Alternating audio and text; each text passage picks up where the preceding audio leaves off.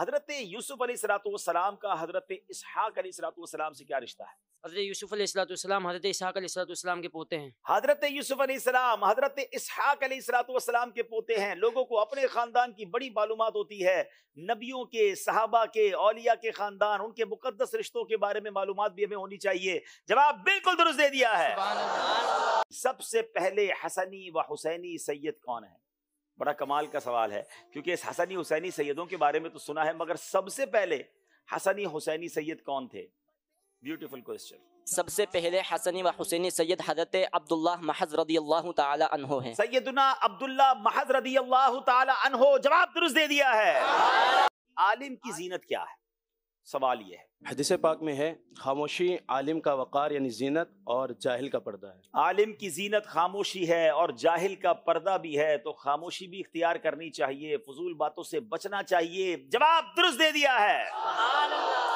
پہلے کے دور میں جنازے میں شرکت کرنے والوں کی کیا حالت ہوا کرتی تھی؟ امام غزالی رحمۃ اللہ تعالی علیہ فرماتے ہیں کہ ایک دور تھا کہ جب کوئی جنازہ جا رہا ہوتا تھا تو جنازے میں جس کو دیکھو وہ منہ پر کپڑا ڈالے رو رہا ہوتا تھا۔ اگر کوئی اجنبی ان سے تعزیت کرنا چاہتا تو اس سے پتہ نہیں چلتا کہ وہ کس سے تعزیت کرے۔ جس کو دیکھو وہ رو رہا ہوتا تھا۔ یہ وجہ نہیں کہ سب کو میت سے محبت ہوتی تھی، بلکہ اکثر لوگ وہ ہوتے تھے جن کو اپنی موت یاد آتی تھی۔ آج جنازے میں ہنسی مذاق ہو رہا ہوتا ہے، آج لوگ بالکل جس کو کہیں کہ فکر ہی نہیں ہوتی، قبر میں بھی اتار رہے ہوتے ہیں اور دنیاوی باتیں بھی چل رہی ہوتی ہیں۔ اللہ کرے کہ ہم عبرت حاصل کریں۔ آج کسی کا جنازے کے بارے میں سنتے ہیں، کل میری اور آپ کی باری آنی ہے۔ کہتے ہیں نا شاعر، جنازہ آگے آگے کہہ رہا ہے اے جہاں والو، جنازہ آگے آگے کہہ رہا ہے اے جہاں والو، میرے پیچھے چلے آؤ تمہارا رہنما میں ہوں۔ جواب درست دے دیا ہے۔ فروٹ کھانے سے پہلے استعمال کرنے چاہیے یا کھانے کے بعد؟ پھل جو ہیں کھانے سے پہلے کھانے چاہیے، کیونکہ قرآن پاک میں جہاں بھی کھانوں کا ذکر آیا ہے وہاں پھلوں کا ذکر پہلے ہے۔ امام غزالی علیہ رحمہ فرماتے ہیں کہ اگر پھل اور کھانا ایک ساتھ پیش کیا جائے تو پہلے پھل کھانے چاہیے۔ کیا خوبصورت انداز ہے ہمارے بزرگوں کا کہ قرآن میں چونکہ کھانوں کا ذکر جب بھی ہوا، پھل کا ذکر پہلے ہوا، تو کھانے میں بھی پھل پہلے استعمال کرنے چاہیے۔ نارملی ہم کھانے کے بعد پھل کھاتے ہیں، حالانکہ ڈاکٹرز بھی یہ کہتے ہیں کہ پھل جو ہے وہ جلدی ہضم ہو جاتے ہیں، تو پہلے پھل کھانے چاہیے، اس کے بعد کھانا کھانا چاہیے۔ بہرحال جواب بالکل درست دے دیا ہے۔ جس دسترخوان پر سبزی موجود ہو اس کی کیا فضیلت ہے؟ سیدی امام غزالی رحمۃ اللہ تعالیٰ علیہ ارشاد فرماتے ہیں جس دسترخوان پر سبزی موجود ہوتی ہے اور وہاں پر اللہ پاک کے رحمت کے فرشتے حاضر ہوتے ہیں، اور سبزی کھانا سنت مبارکہ ہے۔ امام غزالی فرماتے ہیں بے شک اس دسترخوان پر فرشتے حاضر ہوتے ہیں جس پر سبزی موجود ہو، اور مزید یہ کہ سبزی کھانا نبی پاک علیہ السلام کی سنت بھی ہے۔ جواب درست دے دیا ہے۔ حضرت لوط علیہ السلام کا حضرت ابراہیم علیہ السلام سے کیا رشتہ ہے؟ حضرت لوط علیہ السلام حضرت ابراہیم علیہ السلام کے بھائی ہاران بن طارق کے بیٹے ہیں، یعنی کہ حضرت ابراہیم علیہ السلام کے بھتیجے ہیں۔ حضرت لوط علیہ السلام حضرت ابراہیم علیہ السلام کے بھائی ہاران بن طارق کے فرزند اور آپ کے بھتیجے تھے۔ جواب بالکل درست دے دیا ہے۔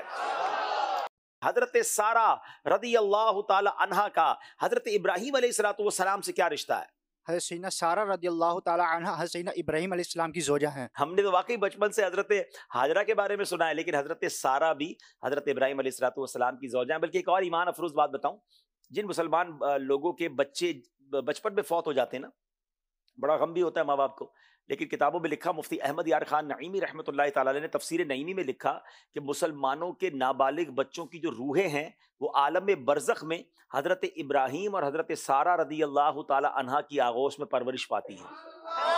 کیا شاندار قدرت نے انتظام کیا ان بچوں کے لیے۔ ماں باپ کے لیے کتنی بڑی تسلی ہے کہ ہمارے پاس سے تو چلے گئے مگر حضرت ابراہیم کی گود میں ہیں، ان کی آغوش میں ہے۔ سبحان اللہ۔ جواب درست دے دیا ہے۔ حضرت داؤد علیہ السلام کا خوف خدا کیسا تھا؟ نبی کریم صلی اللہ تعالی علیہ وآلہ وسلم نے ارشاد فرمایا کہ لوگ حضرت سیدنا داؤد علیہ السلام کو مریض گمان کر کے آپ کی عیادت کرتے تھے، حالانکہ انہیں خوف خدا کی وجہ سے اور کچھ لائق نہ تھا۔ خوف اور اللہ کی حیا کے سوا کچھ لاحق نہ تھا، مگر خوف خدا ایسا تھا، اللہ کی حیا ایسی تھی کہ وہ آپ بیمار دکھتے تھے، آپ کے اوپر خوف ایسا طاری رہتا تھا، لوگ بیمار سمجھ کے عیادت کرتے تھے، حالانکہ آپ اللہ کے نبی تھے، اللہ کے نبی ہو کر اتنا خوف کرتے تھے۔ اور آج ہم ہیں کہ بہت سارے لوگ ایسے ہیں جن کو بالکل خوف خدا نہیں اور گناہوں میں مبتلا رہتے ہیں۔ اللہ ہم سب کو اپنا حقیقی خوف نصیب فرمائے۔ جواب درست دے دیا ہے۔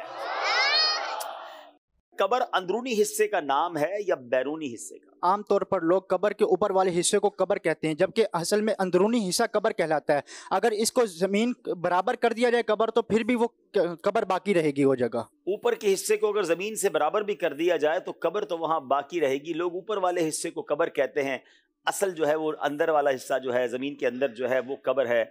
और सच्ची बात यही है कि कब्र का हाल मुर्दा ही जानता है। कब्रें तो बाज़ औक़ात ऊपर से एक जैसी लगती हैं, अंदर किसी की कब्र जन्नत का बाग होती है, किसी की कब्र दोज़ख का घड़ा। हम अल्लाह से दुआ करते हैं कि हमारी कब्र को जन्नत का बाग बना दे। जवाब दुरुस्त दे दिया है।